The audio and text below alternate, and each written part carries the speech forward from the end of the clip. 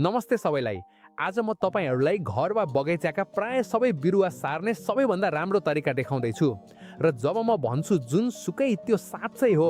यो यस्तो तरिका हो जसबारे कसैले भन्दैन तर यो एकदमै प्रभावकारी छ।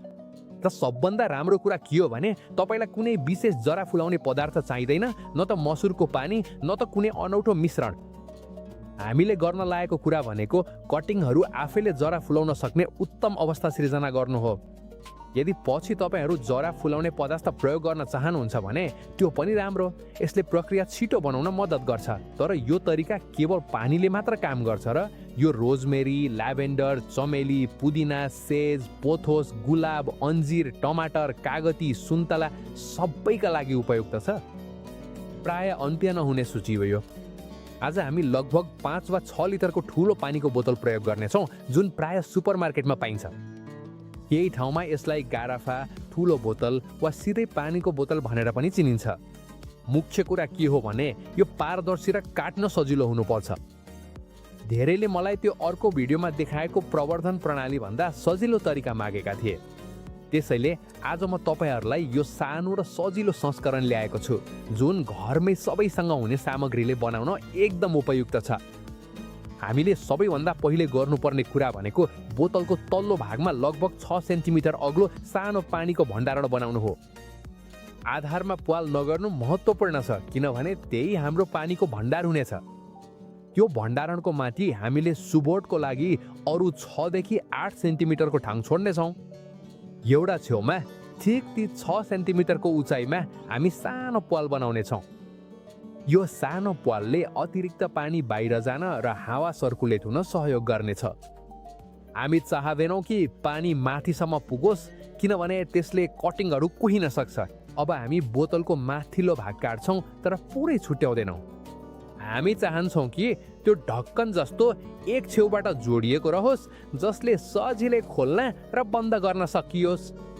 यदि तपाईँले काट्नु अघि मार्करले चिनो लगाउनु भयो भने काटाइ अझ सफा हुनेछ। स्क्रु क्याप हामी प्रयोग गर्ने छैनौँ।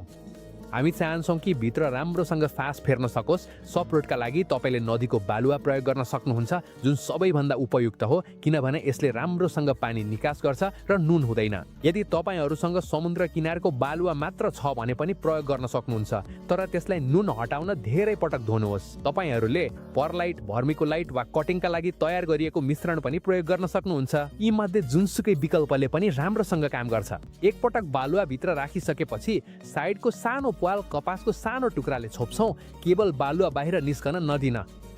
अब हामी कपास राख्छौँ र त्यही बालुवाको सहायताले यसलाई उपयुक्त स्थानमा मिलाउँछौँ। पछि हामी बाँकी बालुवा राखेर पहिले नै चिन्ह लगाएको स्तरसम्म पुर्याउँछौँ। कपासले पानी र हावा सर्कुलेट गर्न दिन्छ, तर सप्रोट बाहिर निस्कन दिँदैन। त्यसपछि हामी तलको भागमा पानी हाल्छौँ जबसम्म त्यो साइडको सानो प्वालबाट बाहिर निस्कन सुरु हुँदैन।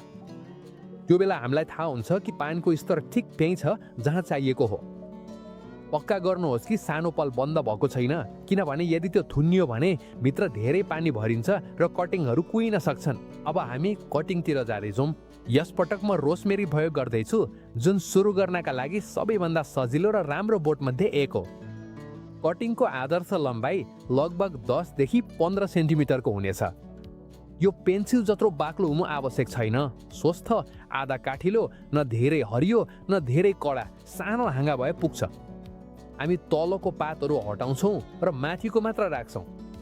यदि चाहनुहुन्छ भने कटिङको आधारमा अलिकति प्राकृतिक एलोभेरा जेल लगाउन सक्नुहुन्छ, किनभने यसले घाउ छिटो निको पार्न र सङ्क्रमण हुन नदिन मद्दत गर्छ, तर यो अनिवार्य भने होइन। त्यसपछि हामी कटिङलाई बालुवामा गाड्छौँ, तर बोतलको पिठसम्म नपुग्ने गरी। याद गर्नुहोस्, अन्तिम 6 सेन्टिमिटरमा पानी छ, त्यसैले कटिङ सानो प्वालको सतहभन्दा ठिक माथि जहाँ बालुवा भिजेको छ तर पानीले भरिएको छैन त्यहीँ राख्नुपर्छ। यो तरिका क्यापिलारिटीको कारणले काम गर्छ। अलको पानी बिस्तारै बालुवाबाट माथि चढ्छ, जसले कटिङहरूलाई जराहरू बढ्न सुरु गर्नका लागि स्थिर र उपयुक्त चिस्यानको स्तर कायम राख्छ, तर सड्न दिँदैन। यहाँ दुईवटा मुख्य कुरा छन् जुन तपाईँले कहिल्यै बिर्फन हुँदैन। पहिलो, तलको पानी कहिल्यै सुक्न नदिनुहोस्।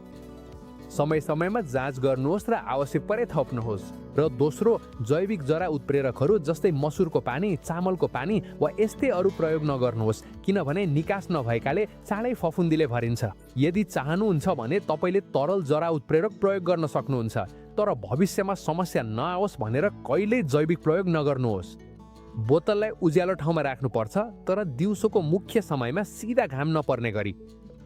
बिहान वा साँझतिर अलिकति घाम लाग्न दिन सकिन्छ, तर मध्याहमा भने घामबाट जोगाउनु राम्रो हुन्छ, किनभने भित्र धेरै तातिन्छ र तपाईँले कटिङहरूलाई साँच्चीकै पकाउन सक्नुहुन्छ।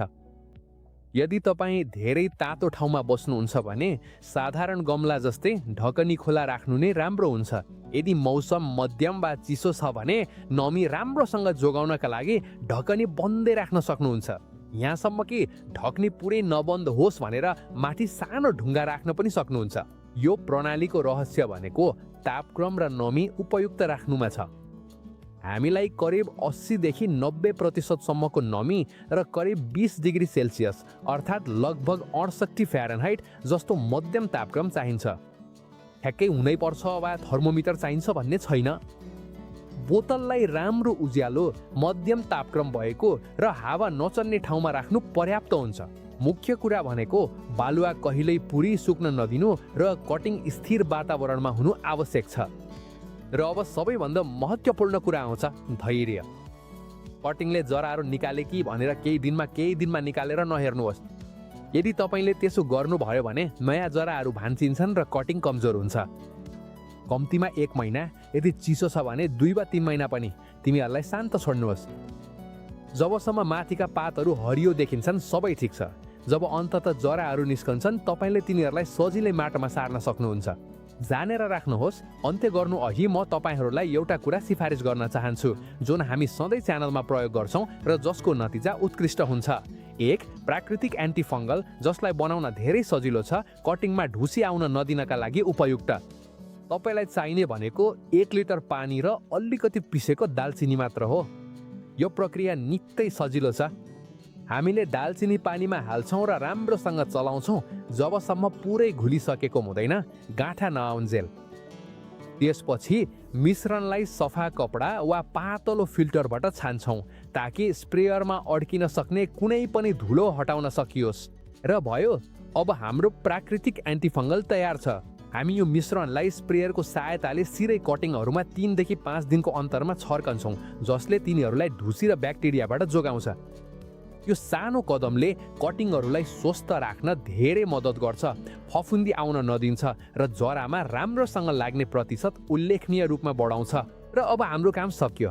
साधारण पानीको बोतल र अलिकति बालुवाको प्रयोग गरेर तपाईँले घरमै सानो कटिङ राख्ने भाँडो अर्थात् आफै पानी सोच्ने किसिमको गमला बनाउन सक्नुहुन्छ। यो प्रणाली प्रयोग गरेर तपाईँले रमोरो, ल्याभेन्डर, साज, चमेली, पुदिना, गुलाब, अन्जिर, टमाटर, सिट्रस जस्ता बोट बिरुवा सजिलै बढाउन सक्नुहुन्छ।